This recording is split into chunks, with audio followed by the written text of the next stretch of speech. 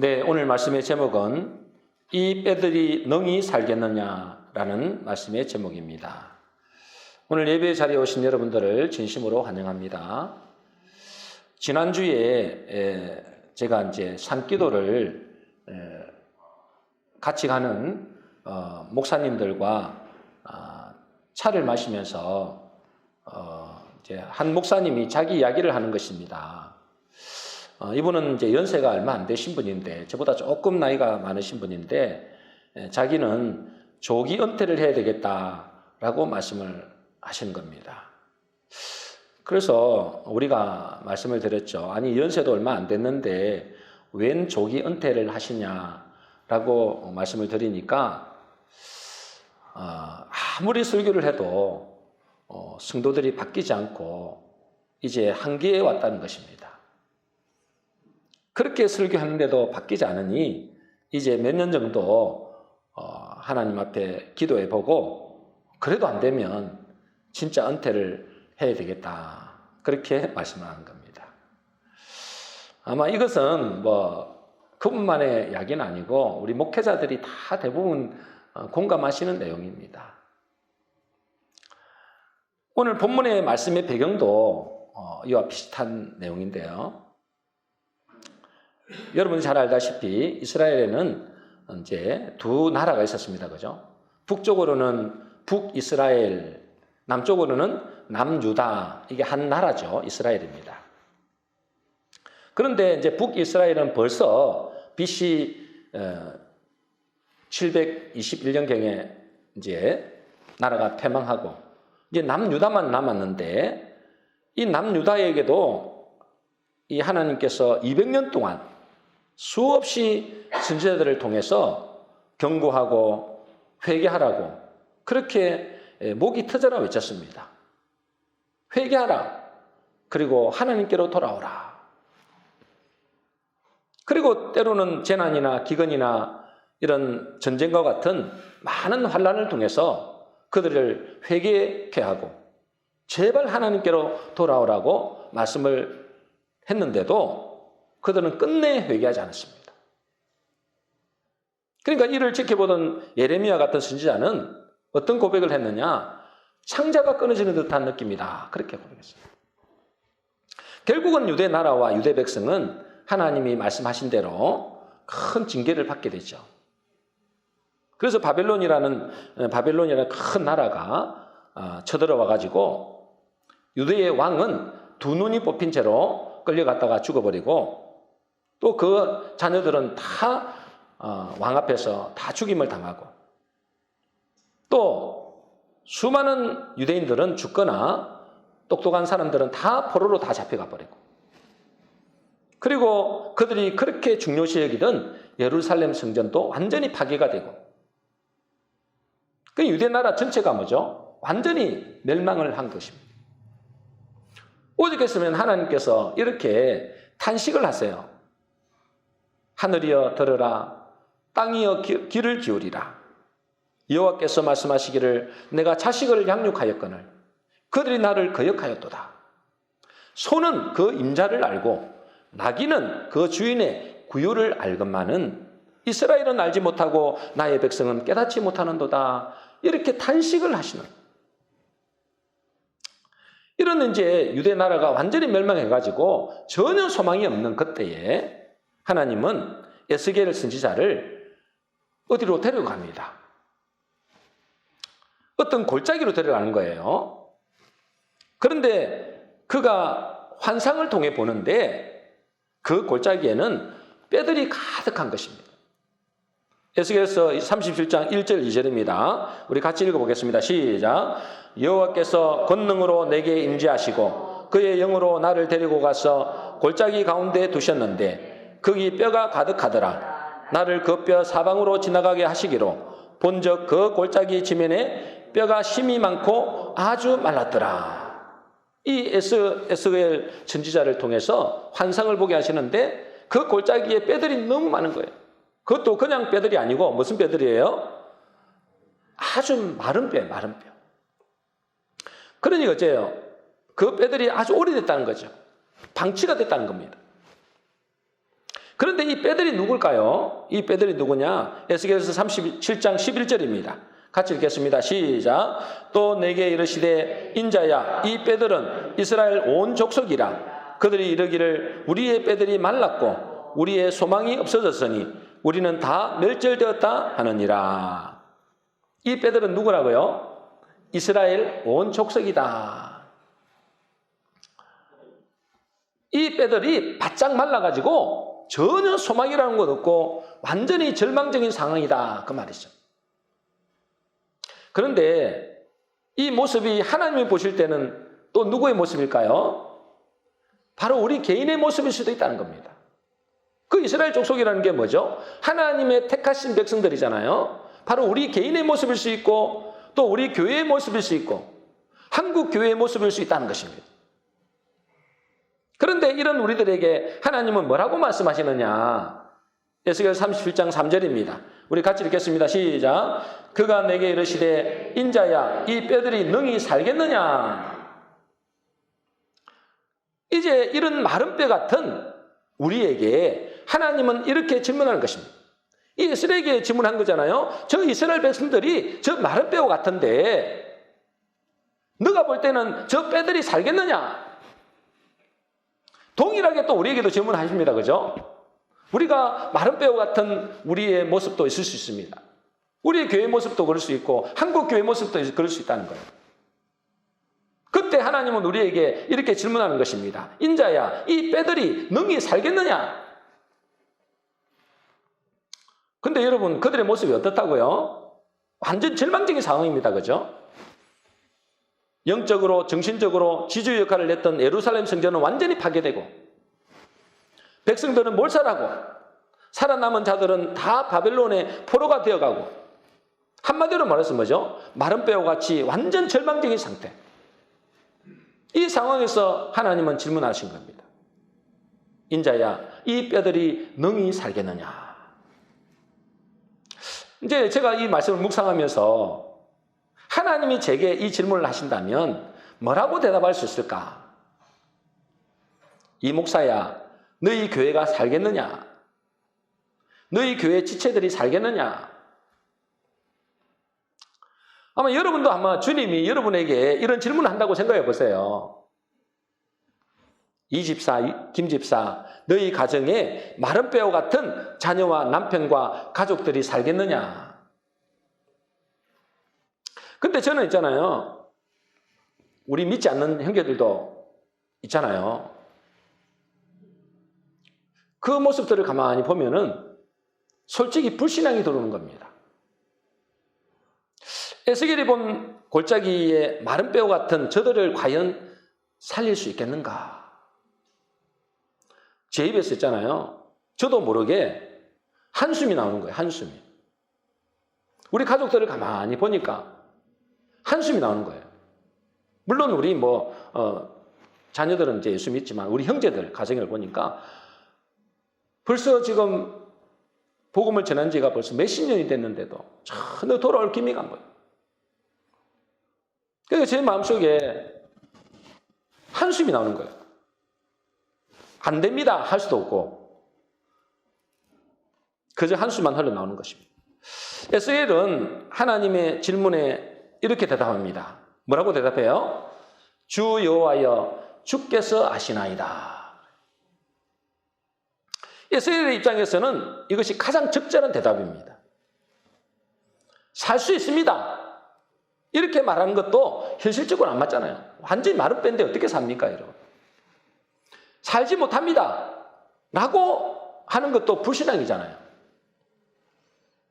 그러니 뭐죠? 주 여호와여 주께서 아시나이다. 이 말은 무슨 말일까요? 죽고 사는 것은 주님의 마음에 달려 있습니다. 한마디로 말해서 모든 주권이 당신에게 있습니다. 죽이기도 하고 살리기도 하고 높이기도 하고 낮추기도 하고 있기도 하시고 없기도 하시는 부자 되기도 하시고 가난하기도 하시는 이 모든 주권이 당신에게 있습니다. 그렇게 대답을 하니까 하나님께서 이 뼈들을 향해서 뭐 하라고 하세요? 대언하라 그럽니다. 그럼 대언이 뭐예요?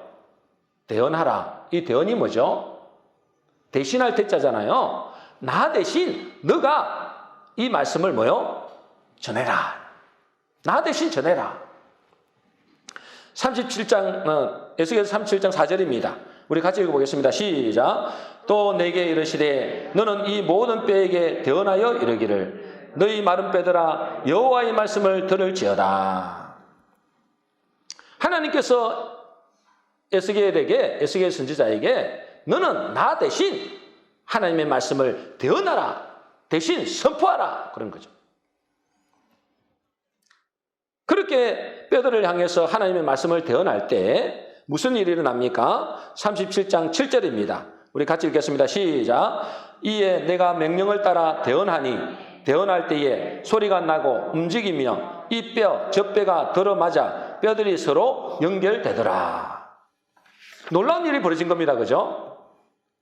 완전히 마른 뼈, 정말 말라서 비틀어진 뼈 다 흩어져 있잖아요. 그런데 하나님의 말씀을 대언할 때 대신 하나님을 대신해서 말씀을 전파할 때 이 마른 뼈들이 다 모여드는 것입니다. 그러면서 뭐죠? 각자 자리를 잡아가는 겁니다. 여기저기 막 흩어져 있는 뼈들이 하나님의 말씀을 대언하니까 그 마른 뼈들이 뭐죠? 서로 자기 자리를 찾아가는 거예요. 여러분, 말씀의 역사가 일어나면 모든 것이 자기 자리를 잡아갑니다. 여러분, 하나님께서 태초에 말씀이 있을 때에, 말씀이 있기 전에 뭐가 있었습니까? 흑암, 혼돈, 공허가 있었습니다. 그죠? 그런데 하나님께서 뭐죠? 말씀하실 때에, 빛이 있으라 말씀하실 때에, 하나님께서 뭐죠? 그 모든 공허하고 혼돈하고 흑암이 깊음 위에 있던 그 모든 것이 뭐죠? 질서가 잡히기 시작합니다. 여러분, 이 우주 만물이 어떻게 해서 이렇게 질서 있게 딱 움직일까요? 태양은 뭐죠? 태양도 움직입니다. 태양도 이렇게 참 질서 있게 움직입니다. 지구도, 달도, 모든 위성도 다 질서 있게 움직이는 거예요. 여러분, 조금이라도 뭐죠? 이 질서에서 벗어나 버리면 우리는 살 수가 없는 겁니다. 그런데 이것이 어떻게 됐다고요? 원래는 흑암과 혼돈과 공허 속에 있었는데 하나님이 말씀하시니까 질서가 잡히는 거예요. 여러분, 우리도 마찬가지입니다. 우리 가정에서도 하나님의 말씀이 선포되면 가장은 가장의 자리에, 또 아내는 아내의 자리에, 자녀는 그 자녀의 자리에 있게 되는 것입니다. 교회에서는 뭐죠? 하나님과 우리의 자리, 목회자와 성도 간의 자리, 성도와 성도 간의 자기 역할을 제대로 해간다 그 말이죠. 한마디로 말해서 뭐냐? 질서가 잡히는 겁니다. 여러분의 가정에서도 이 말씀이 선포되면 질서가 잡힙니다. 반대로 가정에서 부모 자식 간에, 부부 간에 질서가 제대로 안 잡힌다면 그 이유는 그 사람의 문제가 아니라는 거예요. 그 가정에 하나님의 말씀이 선포되지 않았기 때문이거든요. 여러분, 하나님의 말씀이 선포돼 보세요. 틀림없이 질서가 잡힙니다. 옛날에 우리 가정에 예배를 드리기 전에, 제가 목회자 되기 전에 우리 가정은 그냥 이렇게 명절 때 모이잖아요. 무슨 또 생일, 어머니 생신 때나 이렇게 모이잖아요. 모이면 싸워요, 모이면. 명절 때 좋은 의미로 모였는데, 즐겁게 행복하기 위해서 모였는데, 모일 때마다 싸워요. 언제부터 안 싸웠다고요? 제가 자주 말씀드렸죠. 예배를 드리고 난 다음부터, 하나님의 말씀이 선포되는 그때부터 싸움이 싹 사라졌어요. 분쟁이 사라졌어요. 정말 놀랍습니다.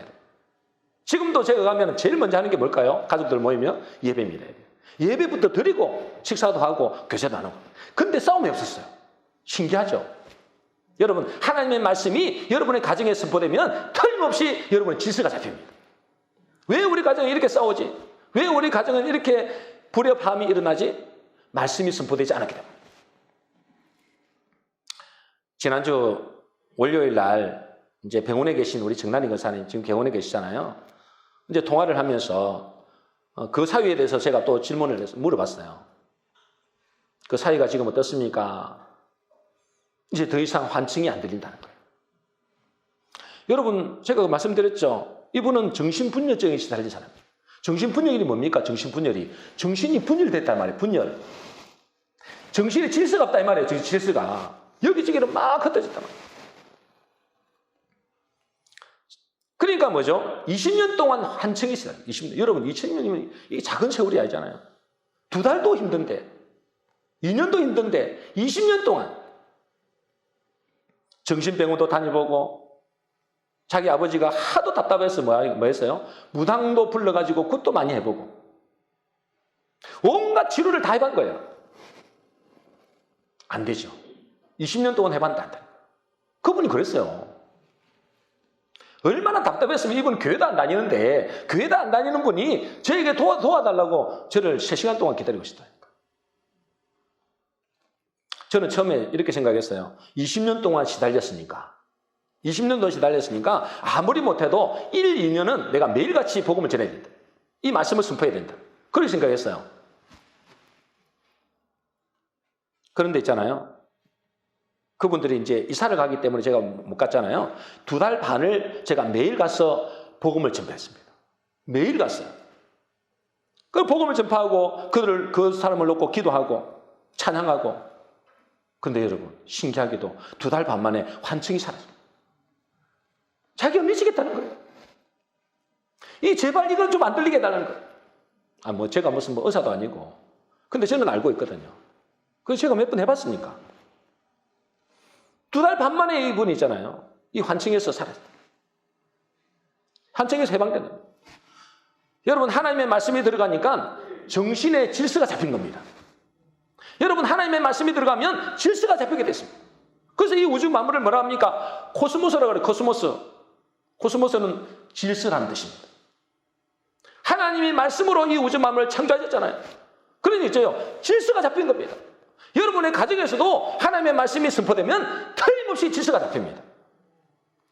아버지와 자녀의 관계, 부부 간의 관계, 형제 간의 관계, 틀림없이 질서가 잡힙니다. 물론 지금은 이제 말씀이 끊기니까 이제 한층은 안 들리는데 우울증이 걸렸다. 우울증.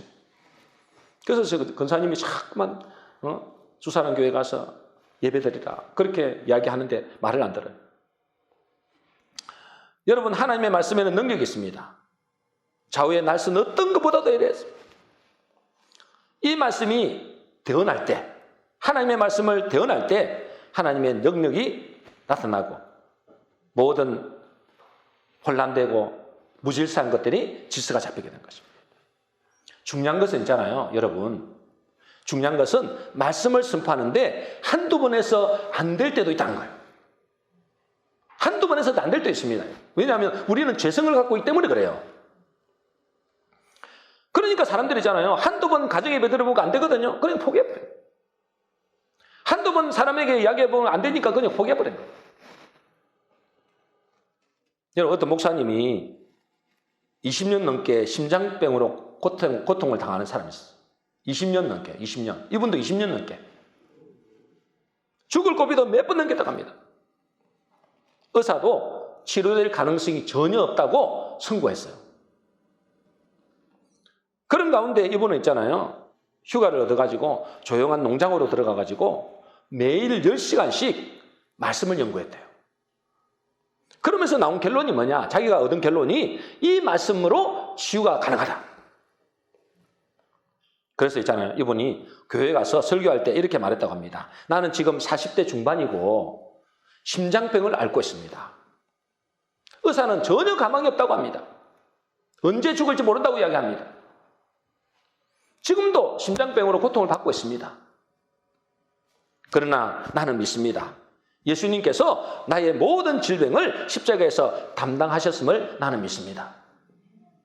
말씀대로 선포한 거예요. 말씀대로. 그런데 그런 설교를 하기는 했지만은 마음속에는 또 마귀가 가만히 앉잖아요. 마귀가 계속 충동질하는 거예요. 뭐라고 이야기하느냐? 너는 바보 같은 소리를 한 거다. 너는 예수님이 너의 질병을 담당하셨다고 하는데 너는 심장병을 지금 그대로 안고 있지 않느냐? 너는 지금 거짓말하고 있어. 이렇게 막 소리가 들립니다. 그러면 그 목사님이 이렇게 말했다고 합니다. 마귀야, 나는 거짓말한 것이 아니고 진리를 말한 거야.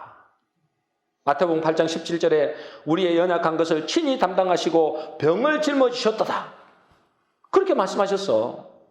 그러니 나는 하나님의 말씀을 믿는다. 이렇게 스스로 고백했대요.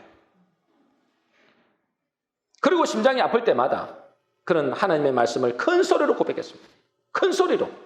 성도들 앞에서도 자기 스스로에게도 하나님의 말씀을 큰 소리로 고백했습니다. 그런데 여러분 참 신기하죠? 얼마 뒤에 그의 심장병은 완전히 치유가 되고 자유롭게 됐다. 이런 사람이 한두 사람이 아닙니다, 여러분. 한두 사람이 아니에요. 그 목사님이 이렇게 말했습니다. 믿음이 일의 시작이라면, 여러분 우리가 믿을 때 일의 시작이 되잖아요. 믿음은 일의 시작이라면 입으로 고백하는 것은 그 일에 매듭을 짓는 것이다. 여러분 우리가 믿을 때 하나님은 이 일을 시작합니다. 그러나 그것이 실제로 뭐죠? 그것이 증거가 나타나고 그것을 매듭 짓기 위해서는 입으로 고백한다는 거예요. 우리의 믿음을 하나님과 사람 앞에 확실히 고백하지 않는다면 믿음은 흔들리게 되고 넘어지게 될 수밖에 없다는 거예요. 그래서 말씀의 선포, 믿음의 고백, 이것이 너무 중요하다는 거예요. 그래서 히브리서 10장 36절에 이렇게 되어 있습니다. 우리 같이 읽어보겠습니다. 시작. 너희에게 인내가 필요함은 너희가 하나님의 뜻을 행한 후에 약속하신 것을 받기 위함이라. 우리에게 뭐가 필요하다고요? 인내가 필요하다는 거예요. 하나님의 말씀을 한두 번 선포해서 아무런 능력도 안 나타나고 역사도 안 일어날 수 있습니다. 그러나 뭐죠? 인내함으로 이 말씀을 선포하고 인내함으로 이 말씀을 고백할 때 틀림없이 질서가 잡히고 우리의 뭐죠? 연약한 부분들도 치유된다.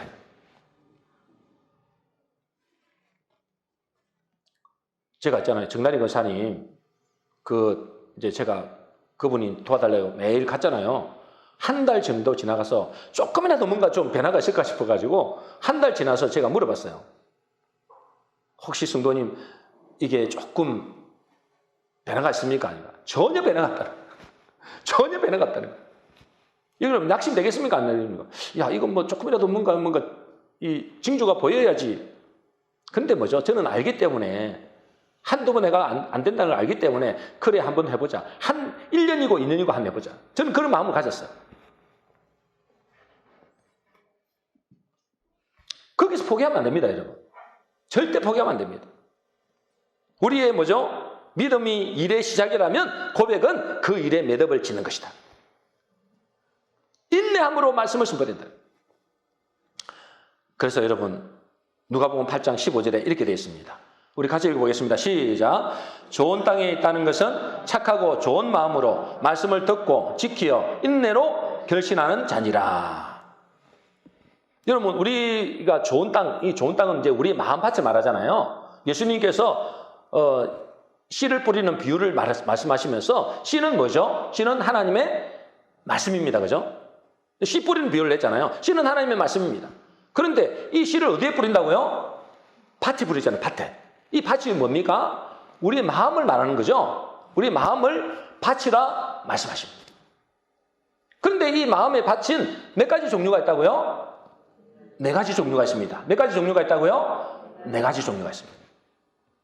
어떤 밭은 길가에 떨어진 밭이 있고, 어떤 밭은 가시밭이 있고, 어떤 밭은 돌짝밭이 있고, 어떤 밭은 뭐요? 좋은 밭, 옥토밭이 있다는 거예요. 근데 여기 보니까 뭐죠? 좋은 밭에 대한 이야기가 나와요. 여러분, 좋은 밭이 어떤 것이 좋은 밭이죠? 금방 읽어보니까 좋은 밭에 있다는 것은 착하고 좋은 마음으로 말씀을 듣고, 여러분, 좋은 밭은 뭐냐면 말씀을 듣고, 그 다음에 뭐죠? 지키어, 그 다음에 뭐죠?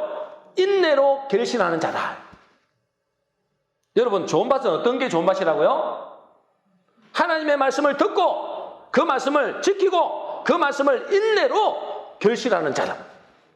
인내하는 자가 좋은 밭이란 말이에요. 그러니 여러분, 좋은 밭은 중간에는 잘 모릅니다. 중간에 있잖아요. 이제 처음에 교회 나온 사람들 은혜 받아가지고 막 할렐루야, 놀렐루야 막 이렇게 열심으로 중심대 하는 사람 있죠. 근데 그것이 좋은 밭인지 나쁜 밭인지는 나중에 압니다. 나중에. 아무리 자기가 열심으로 하고 막 도와갖고 충성봉사한다고 한다 할지라도 인내하지 못하면 그것은 좋은 밭이 아니에요. 그럼 언제 좋은 밭인지 안 좋은 밭인지 언제 할까요? 끝까지 가봐야 돼요. 끝까지 가봐야 돼요. 중간에 가는 거 모른다니까요. 여러분 지금도 신앙생활 잘 하시는 분도 있고 뭐 그냥 그럭저럭 하시는 분도 있고 있겠죠. 그러나 지금은 봐갖고 모른다는 거예요. 좋은 밭은 뭐라고요? 하나님의 말씀을 듣고 그 말씀을 붙잡고 인내로 결실하는 자입니다. 왜 그렇습니까? 하나님의 말씀은 생명이 있기 때문에 틀림없이 결실을 맺게 되어 있거든요. 근데 대부분의 사람들은 뭐죠? 중간에 포기해버려요. 인내가 없어요. 인내가. 그러니 저와 여러분들은 좋은 밭이 되어야 됩니다. 어떻게 하는 게 좋은 밭이라고요? 하나님의 말씀을 듣고 그것을 지켜서 그 말씀을 붙잡고 인내로 결실을 해야 되는 거예요. 하나님은 우리 교회에 대해서 또 여러분의 가정에 대해서 질문하십니다. 뭐라고 질문하신다고요? 인자야, 이 뼈들이 능히 살겠느냐? 하나님은 우리에게 뭐라고 말씀하십니까? 너는 이 모든 뼈들에게 대언하라. 하나님의 말씀을 선포하라는 것입니다. 불신앙하지 말고 믿고 계속해서 선포하라는 것입니다. 지속적으로 선포하라는 것입니다. 그럴 때 살리고 죽이는 일은 주님께서 알아서 하십니다. 그 말씀이 들려지는 뼈들은 살아나게 된다는 것입니다. 저와 여러분들이 하나님의 말씀을 듣고 또 지켜 인내함으로 여러분의 가정에 또 우리 교회에 여러분 개인에게 살아나는 역사가 있게 되시기를 주의 이름으로 축복합니다. 그런데 그것으로 뭔가 부족하다. 뭐가 부족하냐? 에스겔서 37장 8절입니다. 우리 같이 읽겠습니다. 시작. 내가 또 보니 그 뼈에 힘줄이 생기고 살이 오르며 그 위에 가죽이 덮이나 그 속에 생기는 없더라. 여러분 하나님의 말씀에 들어가니까 어째요? 뼈들이 서로 맞춰지고 그곳에 이제 힘줄이 생기고 그곳에 살 가죽이 생기고 이렇게 했어요. 꼭 뭐같이 보일까요? 사람 같은 모습이 보인단 말이죠. 이제 사람 같은 모습이 됐어요. 그런데 가만히 보니까 뭐가 없는 거예요? 생기가 없더라. 마네킹과 같더라. 그 말이에요.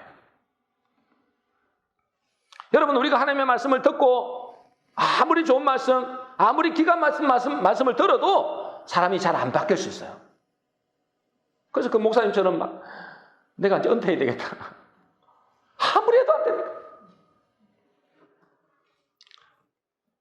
여러분 뼈가 생기고 힘줄이 생기고 살이 오르고 가죽이 덮이지만은 그 속에 뭐가 없기 때문에 그래요? 생기가 없기 때문에 생기가 없기. 여러분 생기가 뭡니까? 한번 보겠습니다. 생기가 뭔지 보겠습니다. 생기는 히브리어로 루하으라 그래요. 루하으.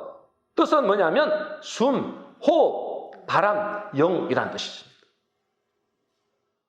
여러분 생기는 뭐냐면 호흡이라는 거예요. 호흡, 바람, 영이로 표현됩니다. 다시 말해서 한마디로 성령을 의미하죠. 성령. 이 성령의 역사가 있기 전에는 여러분 이것이 온전한 살아있는 모습이 될 수가 없다는 거예요. 여러분 그곳에 생기가 없다는 것은 뭘 말하느냐 하면 영의 호흡이 없는 것을 말합니다. 그래서 하나님이 이렇게 말씀하시는 거예요. 에스겔 37장 5절입니다. 우리 같이 읽겠습니다. 시작. 주 여호와께서 이 뼈들에게 이같이 말씀하시기를 내가 생기를 너희에게 들어가게 하리니 너희가 살아나리라. 여러분 말씀을 대언해도 하나님의 역사는 일어납니다. 그러나 그것으로는 완전히 살아날 수 없다는 거예요. 완전히 살아날 수 없는 거예요. 반드시 그 속에 생기가 불어넣어야 됩니다. 생기는 뭐라고요? 호흡이라고 해서 호흡, 숨을 쉬어야 되잖아요. 여러분 영이 호흡한다는 것은 뭘 의미할까요? 영이 호흡한다. 뭘 의미하죠? 기도가 영적인 호흡입니다. 뭐가 영적인 호흡이라고요? 기도가 영적인 호흡이다 말이에요. 여러분 우리는 육신에 뭘 먹어야 되죠? 육신은 양식을 먹어야 됩니다. 그죠? 우리가 밥을 먹어야 되잖아요. 우리의 영도 먹어야 됩니다. 그죠? 영을 뭘 먹어야 돼요? 말씀을 먹어야 됩니다. 영의 양식은 말씀입니다. 그런데 영도 뭐 해야 됩니까? 호흡을 해야 된다니까. 호흡을 해야 되는데 이 호흡은 뭐예요? 이 호흡은 기도라는 거예요. 기도. 여러분, 그래서 우리가 말씀으로만 절대 우리의 삶이 생명력 있는 삶을 살기는 어렵습니다. 그 속에 생기가 들어가야 된다. 생기가. 그 생기는 우리가 기도할 때 역사합니다. 반드시 기도가 되어야만이 그 속에 하나님의 생기가 들어가서 그 뼈들이 살아나게 되는 것입니다. 여러분, 국민일보에서 나온 글인데, 지진 현장에서 이재민을 돌보던 그런 팀이 있었어요. 이제 이 팀이 이제 지진이 난 현장에 가보니까 흙덩미에 이제 깔려있는 청년을 흙 속에서 끌어냈어요. 이제 흙덩미에서 이제 어느 정도 시간이 지났으니까 이 청년이 이제 목숨이 끊어진 겁니다. 사나운 시체가 된 거예요. 그래서 이제 그 청년을 한번 살려보겠다고 뭐 인공호흡도 하고 막 코 속에 입김도 불어넣고 막 온갖 이제 의료를 행해봤어요. 그런데 안 살아나는 거예요. 근데 그 팀원 중에 한 목사님이 있었는데 그 목사님이 뭐라고 이야기하느냐, 우리 이러지 말고 우리 함께 한번 기도해 봅시다. 그래서 그 죽은 청년의 머리에 손을 얹고 영원히 돌아오게 해달라고 간절히 기도한 거예요. 근데 청년이 아무런 반응이 없는 거예요. 근데 갑자기 한 목사님이 이렇게 외치는 겁니다. 청년아, 예수 이름으로 맹하노니 일어나라, 일어나라. 그렇게 막 외치는 겁니다. 그런데 깜짝 놀랄 일이 있는 거예요. 청년이 한숨을 쉬더니 살아난 거예요. 구조대원들이 막 깜짝 놀랐어요. 아니, 분명히 죽었는데, 숨도 안 쉬는데, 갑자기 이 청년이 한숨을 쉬고 일어나니까 깜짝 놀란 거죠. 그 중에서 가장 많이 놀랐던 사람이 누굴까요? 청년아, 일어나라고 외쳤던 그 목사님이 최고 놀랐대요. 죽었다가 살아난 이 청년의 건강을 이제 회복하고 난 다음에 그 청년에게 어떤 일이 있었느냐고 물어봤어요. 당신이 죽었을 때 어떤 일이 있었느냐? 그 청년은 이렇게 얘기했습니다. 저는 아무 기억이 안 나는데 하나 어디서 들리는 소리가 있었는데 청년아 일어나라 라는 외치는 소리가 들렸다는 거예요. 그런데 그 고함 소리가 날 때마다 청년아 일어나라고 고함을 지를 때마다 몸에 뜨거운 힘이 확확 들어오더라는 거예요. 더 신기한 이야기는 청년아 일어나라고 외친 그 목사님에게 왜 그렇게 소리쳤습니까? 라고 물으니까 이 오늘 본문 말씀, 이게 기억났다는 거예요. 에스겔이 마른 뼈를 보고 명령하여 생기야 사방에서 불어와서 이 죽음 당한 자에게 살아나게 하라. 이 말씀이 생각나서 외쳤더니 그 청년이 살아나게 됐다는 거예요. 여러분, 우리는 지금 본문의 말씀처럼 에스겔 골짜기에 마른 뼈와 같은 그런 존재일 수 있습니다. 또 우리 가정도 마찬가지고, 또 우리 교회도 마찬가지고, 한국 교회도 마찬가지고. 이런 우리에게 뭐죠? 하나님의 말씀이 선포되면 그것으로 뼈가 붙을 수도 있고 살이 붙을 수도 있습니다. 힘줄이 생길 수도 있어요. 그러나 그것으로는 살아있는 존재가 될 수 없다는 거예요. 반드시 그곳에 하나님의 생기가 들어와야 됩니다. 성령이 역사해야 된다는 거죠. 성령이 역사하기 위해서는 뭐 해야 된다고요? 반드시 기도가 필요합니다. 기도를 통해서 하나님의 생기가 우리 속에 들어와야만이 우리는 하나님의 살아있는 군대로 쓰임받을 수 있습니다. 그래서 오늘 37장 10절에 이렇게 되어 있습니다. 우리 같이 읽겠습니다. 시작. 이에 내가 그 명령대로 대언하였더니 생기가 그들에게 들어가며 그들이 곧 살아나서 일어나 서는데 극히 큰 군대더라. 이제 이 생기가 들어가니까 어째요? 그 마른 뼈다귀 같은 그런 존재들이 다 이리 젖고 이리 붙고 저리 붙고 이제 살이 붙어서 나중에 생기가 들어가니까 하나님의 큰 군대가 되었더라. 지금 우리에게 뭐가 필요할까요, 여러분? 하나님의 말씀은 계속해서 우리 교회는 선포되어 있습니다. 우리에게 필요한 것은 영의 호흡이 필요하다는 거예요. 생기가 필요하다는 거예요. 여러분, 기도하지 않고는 절대 우리가 살아있는 신앙, 하나님의 능력을 체험할 수가 없습니다. 주님은 지금 우리들에게 이렇게 질문하십니다. 인자야, 이 뼈들이 능히 살겠느냐? 왜 이 질문을 하실까요? 주님이 질문하시는 이유는 우리를 회복을 염두에 두고 하시는 것입니다. 회복을 염두에 두고. 그럼 우리가 할 일은 뭡니까? 하나님의 말씀을 대언하는 것. 두 가지를 말씀드렸습니다. 그죠? 하나님의 말씀을 대언하는 것입니다. 그리고 뭐죠? 생기를 불어넣는 일입니다. 다시 말해서 기도하는 것이죠. 그럴 때 하나님은 이 절망적인 상황, 메마르고 정말로 도저히 가능성이 없는 우리 가정과 우리 개인과 우리 교회가 하나님의 백성들로 살아나고 하나님의 군대로 일어나게 될 줄로 믿습니다. 우리 모든 성도님들은 주님의 이 음성을 듣고 마른 뼈와 같은 우리 교회와 가정과 이웃을 향해서 말씀을 대언하고 기도로 생기를 불어넣으심으로 하나님이 살리시는 놀라운 일에 동참하는 복된 성도 되시기를 주의 이름으로 축원합니다.